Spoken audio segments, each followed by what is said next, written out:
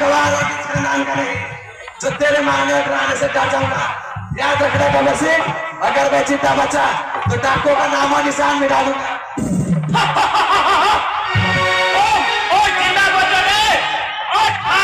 डाकुओं का नाम और निशान मिटाओगे और अपने जान पर ठेका नहीं और दूसरे को जान पर ठेका ले बैठे हैं। बहुत हिम्मतदार लगते हो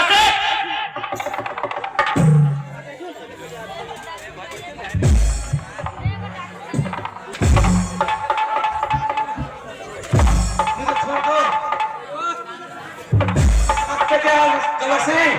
सर सभी गुंडे हमारे आदमी है, पुलिस हमारा है, थाना हमारा है। अगर तुम अपना खैरियत चाहते हो तो मुझे छोड़ दो, नहीं तो बहुत महंगा पड़ेगा।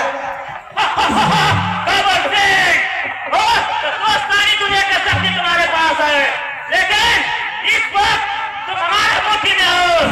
तुम अपने सारे बाप को बुला दो और मुझसे कहना टकराने के लिए कब किसी को चटाना है।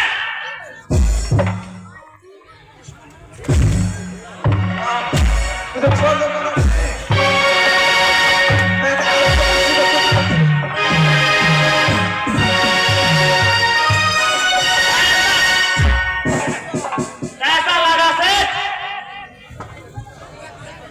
मुझे छोड़ दो कमर सिंह, मैंने आज तक किसी को कुछ नहीं दिया, लेकिन आज के बाद मैं तुम्हें साल में 5 बोरी अनाज जरूर दूंगा।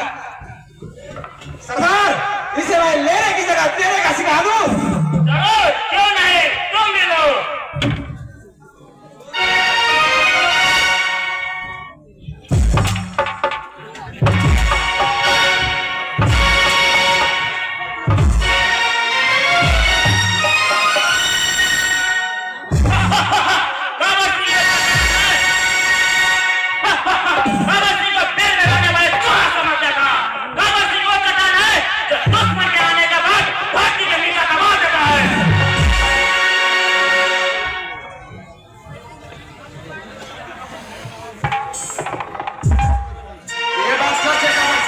मैं किसी को कुछ नहीं देता, मैं सिर्फ लेना चाहता हूँ, देना नहीं। तो तुम बहुत होशियार हो। इसका मतलब मुझे तुझे छोड़ देना नहीं, पुण्य होगा। और उससे मैं तुझे छोड़ दूंगा, तुम मुझे क्या दोगे? वो मांगा इनाम दूंगा, तुम्हें जो मांगना है वो मांग लो।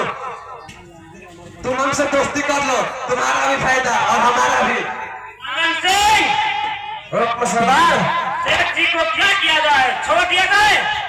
आप कौन पापी का बात कर रहे हो, जो आज तक एक भिखारी को भीख नहीं दिया है? मजदूर से काम करवा कर उनकी मजदूरियां नहीं देते हैं, उसे कभी नहीं छोड़ना चाहिए। सरदार,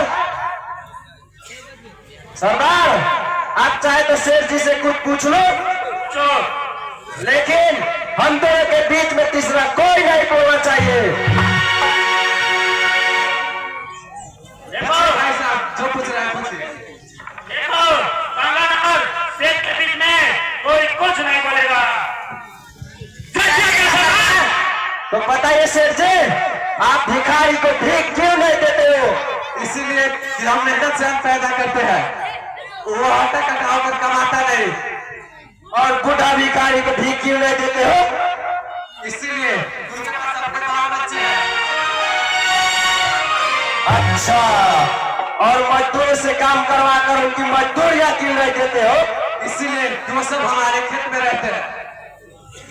देखो सत्यनारायण सेठ जी, हम आपको एक ही शर्त पर छोड़ेंगे, आपको साल में 5 बोरा अनाज के बदले 5 छोकरी को हमारे हवेली पर भेजना पड़ेगा। 2 महीने में 25 नवीन मेरी छोकरी को तुम्हारे पास रह सकता। हमारा तो लड़की का धंधे का व्यापार है, वो तो उसमें भी हिस्सा दे सकता। गबर सिंह, तब सौदा पैसा समझो। तुम अपने आप को बोल रहे हो? चुपचाप बैठो, चुप। फैसला हमारे हाथ में है, तुम बीच में क्यों टपक देते हो? और कुछ पूछना है?